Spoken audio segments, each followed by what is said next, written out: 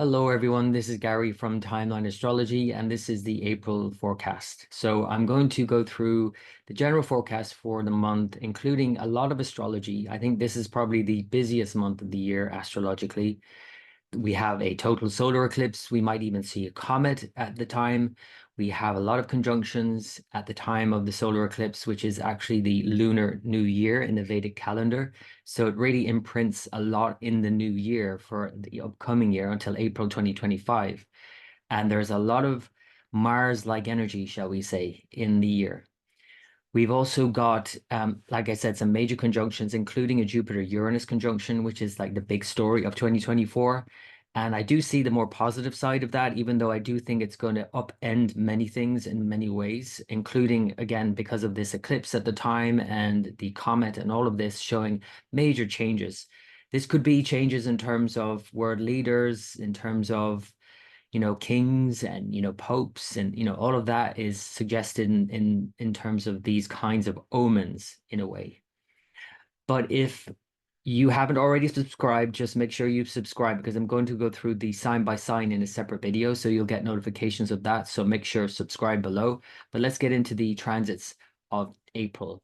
But before we do, there's some more surprising news, and you might not have seen this in the headline news because there's so much going on, but there has been a discovery made. Planet X, this hypothetical, theoretical planet that's been talked about for years now, has actually been discovered by Caltech researchers, and it's massive. And so here's an image of it. We already have an image of Planet X way beyond the orbit of Pluto. So this is amazing. This is like deep space exploration, and like, I don't know why people are not talking about it. Oh, well, I know why people are talking about it, because it's a joke. Okay, so yes, this is an April Fool's joke. It's April Fool, 1st of April, because what we're having also at this time is Mercury retrograde from April 1st. During all of this drama in the skies, in terms of eclipse, in terms of the comet, in terms of all these conjunctions, we have Mercury station retrograde on the 1st of April and move back into sidereal Pisces and conjoin the Rahu, the north node. So Mercury, because it also ruled the previous eclipse on March 24th, 25th, Mercury is playing a big role in terms of how everything is sort of getting confused in April as well. So it's not necessarily the most clear month of the year. And how could it be? Because if there's so much change going on, how can you be that clear about things? Everything is changing. So yeah, I hope you indulge me in that little joke there of April Fool. This is what it's going to look like in the sky, because we have an eclipse on April 8th. We have Jupiter conjoined Uranus. Now, we cannot see Uranus, but we can see Jupiter, and we can see Venus all lining up with this eclipse. And we'll also likely see this Comet Pons Brooks. How bright it will be, how bright the tail will be, is yet to be seen. But in ancient India, they called comets Ketus. Ketu is the word that we use in modern astrology for the south node of the moon, the southern eclipse point. But in ancient India, Ketu just refers to a tail. That's the translation of the word, Sanskrit word Ketu. So this tail, this streaking comet through our sky, which I think has an orbit of 72 years or thereabouts, likely appearing around the time of this eclipse, is an omen of change for sure. Now, what is going to change, we have yet to see, but it's likely to show big changes. We can see here that Venus and the sun are close. So Venus actually is in its exaltation in April. So that's probably the silver lining in all of this, as inauspicious as these comets and eclipses and everything else that's going on might suggest from April, including more especially that Mars Saturn conjunction around this time. And I'll show you the chart now as well. But I do think that this Venus exaltation in sidereal Pisces is more beneficial. There's a silver lining here. And the other silver lining is the Jupiter-Uranus conjunction, which I think will be, this is just like another maybe hypothetical image of a graphic of what it might look like with these two lined up. I just wanted to show you in scale like how big Jupiter is. Jupiter is massive, even compared to Uranus pictured here. So we think of Uranus as a massive planet. It is, but Jupiter is so much bigger.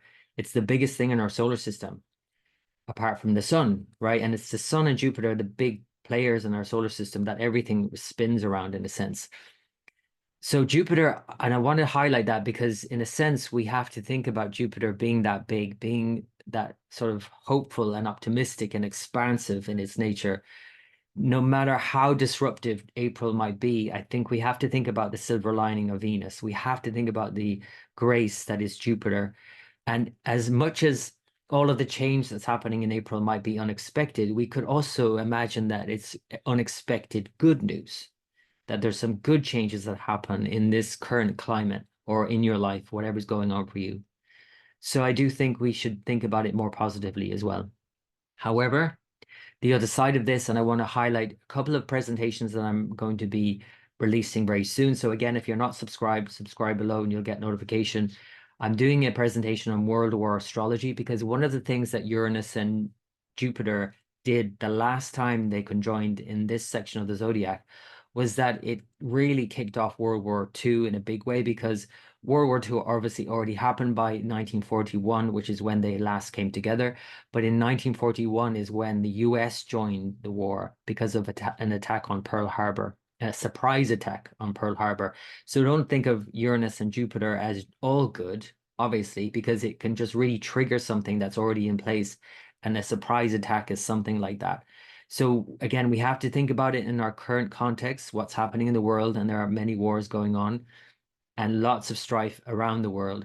And a Uranus-Jupiter conjunction, therefore, it's going to disrupt things and it could easily escalate things. Now, I don't think it's going to escalate into World War or what we might call World War subsequently as yet. I do believe that World War is ahead of us, though, by the end of the decade. And I'm going to show you why I believe that is in that presentation. So again, subscribe if you're not already. That's coming up soon. And the other presentation I'm going to do is this dystopia to utopia.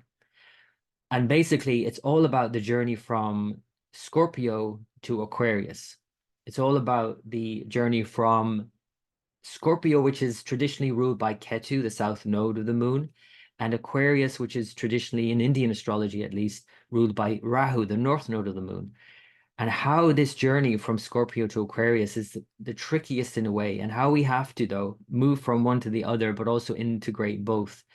Because there's a tendency in us all to either think of things in a dystopian way or a utopian way. It's almost like to get out of how our, dread of what could happen in the future, we imagine, we dream up a utopia. But neither is actually the way to look at it.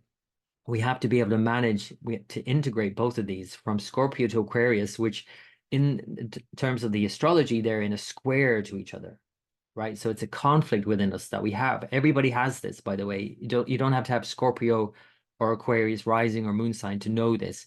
We all have this inner conflict about what this dystopian view of the future is and this utopian view, and it conflicts within us, and we again have to integrate them. So this presentation is all about how we do that, astrologically at least.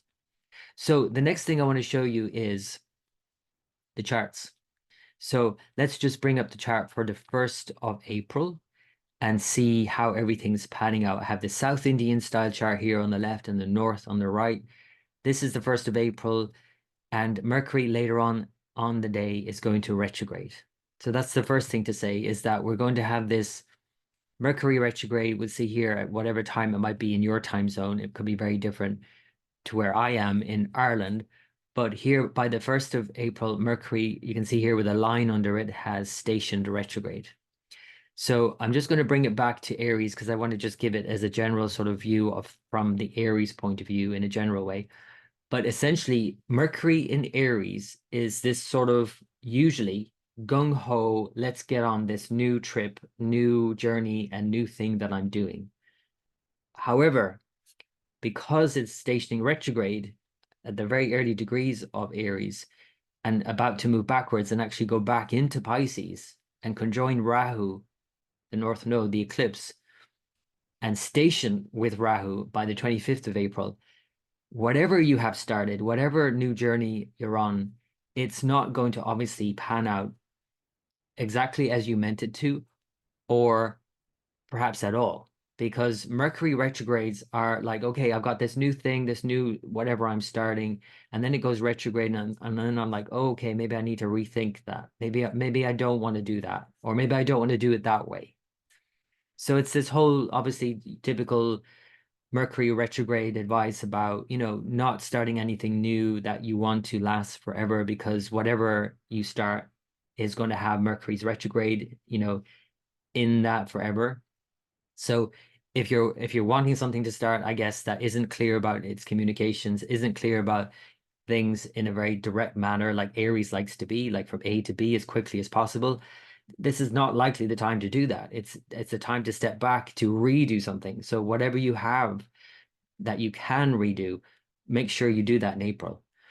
And whether that's reworking something in your life, redoing something, rewriting something, reformatting something, whatever it is in your life specifically, again, it depends on the sign. This is the time to do it. The fact that Mercury is going to go back with the eclipse, though, during this whole period, and on the day of the eclipse, it's about to step back into Pisces. It just creates a lot more confusion about what we're doing anyway and the details. And by the time it gets back into Pisces, we'll talk about this as we get beyond the eclipse. I do think that leading up to the eclipse, this is sort of release of energy and this newfound sort of, okay, this is maybe the way I can do it then. So again, a silver lining in this is that, okay, it hasn't worked out the way you thought it would, but then this other thing comes in and it's like, okay, now maybe I can do it this way.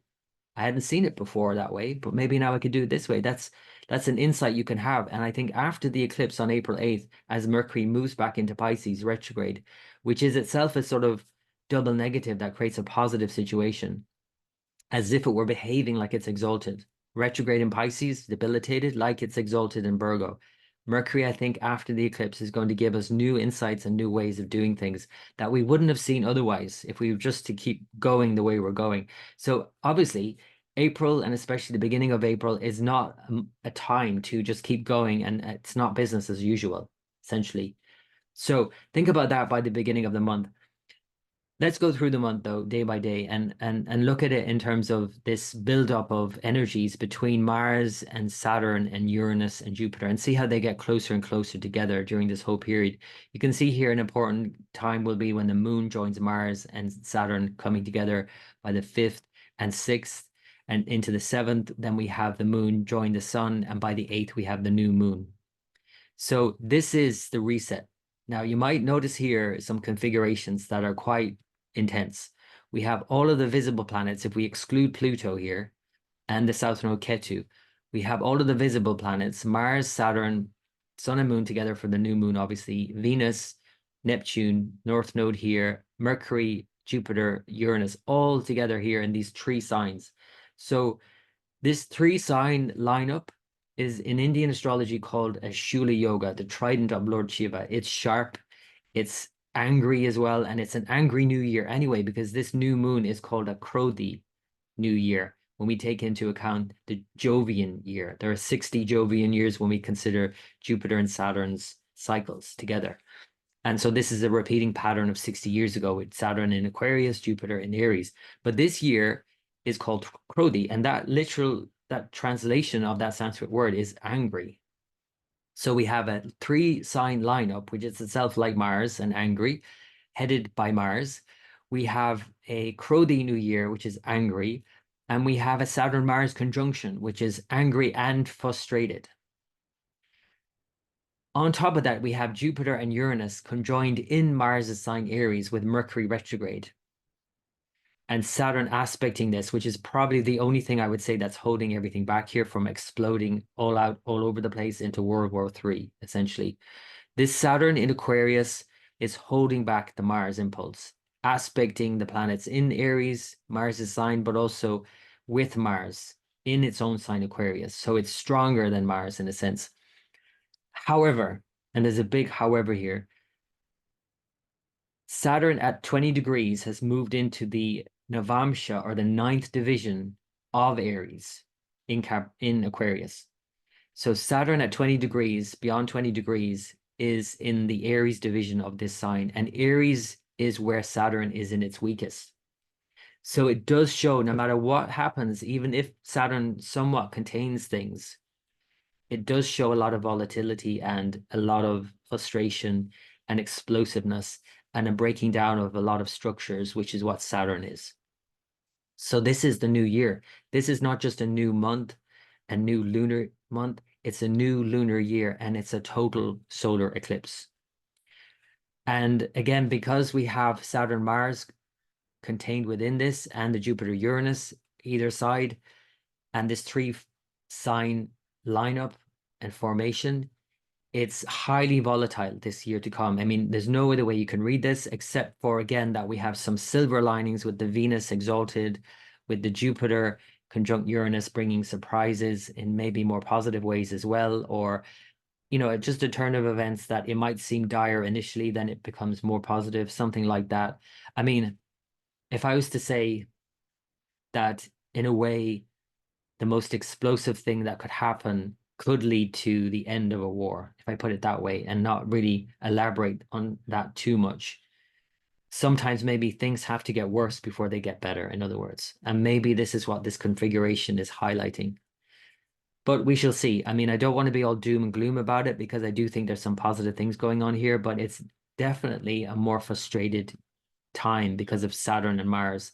And so just to be mindful of that yourself in April and into May, but especially around the April eclipse. And 2 days after, you can see here on the 10th, is Mars and Saturn's exact conjunction. So that's the time, I think, to be really mindful of the potential of being very frustrated with things not going ahead. Because remember, look what's happened. Mercury has moved back into Pisces now, and all those plans that you'd begun in April in Aries, with Mercury wanting to be gung-ho about things, moving things forward, is now backed up. And now Mars has joined Saturn and it's further kind of cornered. So it doesn't feel like things are free to just move around as you wish, and everything happens in, you know, a very kind of clear, deliberate manner as Aries would like it. But I do think, again, if you're open to doing things differently, you can actually make best use of this by being open-minded and actually finding more inventive ways, more creative ways of doing things that you wouldn't have seen otherwise if you're just, again, trying to push ahead and do things as you normally would. This is not a month to do things as you normally would. Now, more good news, I think, though, that's coming up ahead is that the sun in sidereal zodiac moves into Aries by the 13th, 14th of April every year. So it moves into its exaltation sign. So this is a more positive configuration. And with the sun exalted now from mid-April to mid-May, we're kind of heading into the kind of more beneficial transits of the year, which happens every year this time. Sun exalted, Venus tends to as well exalt at this time, or then go into Taurus. And then we have the sun and moon exalted in May, by the beginning of May, which is a very auspicious time astrologically. Both are luminaries, the sun and moon exalted, 9th and 10th of May, depending on where you are, is a really important time because that's the third lunar day, Akshaya Tritiya, and the third undiminishing lunar day, Akshaya, undiminishing. So anything that's begun around that time, either 9th or 10th of May, depending on where you are, is a really great time for starting something new. So this is kind of like the preamble into that. And again, we're on shaky ground in April, though. So whatever you're starting is very shaky, especially because of the Mercury retrograde and the Mars and Saturn exaltation. But this upcoming Jupiter-Uranus conjunction, which is on the 20th, I'll show you here, is when everything could be shook up in a big way. So this is the 27 degree of sidereal Aries. Of course, this is tropical Taurus, but they're about to move into Taurus anyway.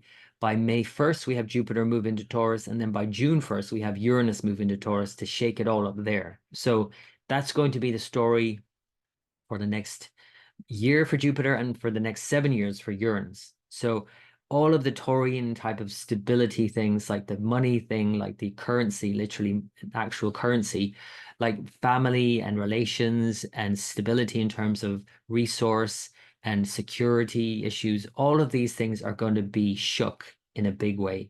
And it's going to start in April. That's going to be more so triggered, I think, by July, because Mars is going to join Uranus in Taurus by July. But until then, I think we have a trigger here already, and we're going to have to be mindful of whatever's set off in April whatever is begun, that gets triggered down the line in July. So you can see here that Mercury is still retrograde and it continues up until the 25th. So by the 25th, then it conjoins Rahu by degree, the true node by degree, and then stations. So it stops moving backwards and it starts to move forward. That is both exciting and fear-inducing in equal measures, I imagine. And you might say, well, one person's fear is another person's excitement. So it's like whatever you label it is important at this stage, because it's a Mercury direct stationing and it feels like everything's starting to move forward again. So it's excitable and there's a sense of anticipation in the air by 25th of April. But because it's conjoined Rahu, which is more fear-inducing, there could be this sort of sense of not really sure what I'm doing here. I'm not really 100% clear. I've worked a lot out here, but it's exciting, but I'm still not quite clear about what is happening. When we add the fact that Neptune and Mars are coming together now on top of that. So you can see here, Mars has moved into Pisces now. At least it's moved away from Saturn, but now it's in Pisces, join Neptune in a sense, not very clear about where it's going either. And so this, if we look at the exact conjunction by the end of April, then it's on the 29th of April. This is like swimming around in the ocean and having everything open to you, every possible direction that you could go, up, down, side to side, any direction you could reach land at any point. And at the same time, it's kind of like not being quite clear about where that is going to land. That big idea, that ideal that you have, you're not really maybe clear about how to direct your energy with this Mars Neptune especially. And then we have in May then Mars Rahu, which kind of adds to that kind of energy all over the place, right? So again, April feels very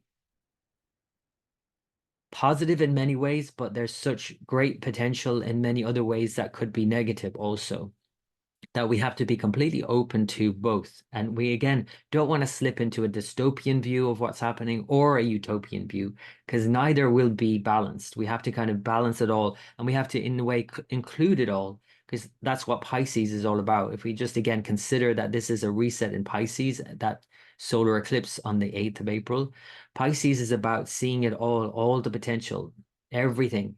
Anything is possible. But if anything is possible, why Mars and our Mercuries and our our ability to be very forthright and decisive and clear about where we're going, why that might be an issue in Pisces is that if anything is possible, what is likely to happen? What's probable? I mean, I could do anything, but I'm not really sure what I should actually focus on doing. So this is why I might just add to the sense of confusion in a way. And then Uranus and Jupiter is just going to add to that kind of surprising turn of events that upends everything again. So that is the month of April in a nutshell, I would say. Let me just back it up though, because I want to highlight the full moon here in Libra. Now, what we have here, and I'll show you the exact full moon, it's 10 degrees of Libra, sidereal Libra, remember. This is also in a way more positive period. And because we have a couple of things going on, we've got Mercury stationing to go direct again. We have Venus approaching the end of Pisces, so it's exalted. And we have the moon now in Venus' sign Libra opposite an exalted sun. So, and the Jupiter and Uranus. So it definitely feels more positive by the end of April than it is in the beginning.